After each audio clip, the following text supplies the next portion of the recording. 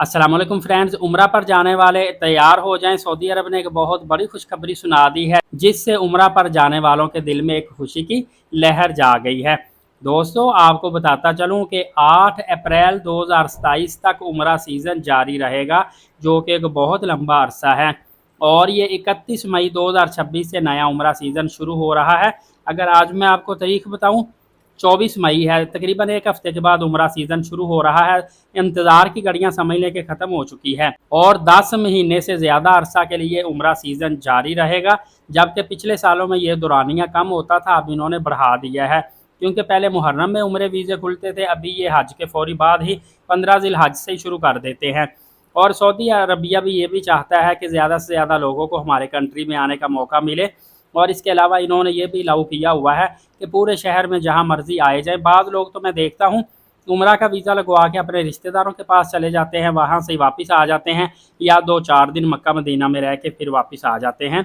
मतलब कि सऊदी अरब ने अलाउ किया हुआ है कि आप जिस मर्जी शहर में उम्रा वीज़ा पर जाके स्टे कर सकते हैं। दोस्तों, इस वक्त जो आपको डेफिनेटली जून के अंदर आप ट्रैवल करेंगे उम्रा वीज़ा पर, तो जो रेट चल कर आ रहे हैं वो मैंने देखे हैं। लाहौर और इस्लामाबाद से डायरेक्ट फ़्लाइटों के जो रेट है ना, सऊदी एयरलाइन का 1,76,000 रुपये रेट चल रहा है।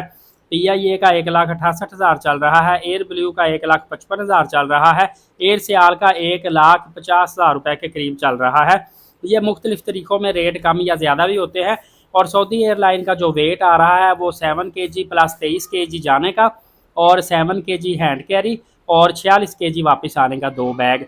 और बाकी मोस्टली जो एयरलाइन है 7 kg जाने का और 30 kg वापस आने का। PIA जो है ये 60 kg तक भी वापस आने का अलाउ करता है। इसी तरह दोस्तों, आपको बताता चलूँ, पिछले सालों की निस्बत तकरीबन 18-20 हज़ार रुपये उम्रा पैकेज एक्सपेंसिव हुआ है, महंगाई की वजह से, फ्यूल एडजस्टमेंट की वजह से, तेल की कीमतें बढ़ने की वजह से।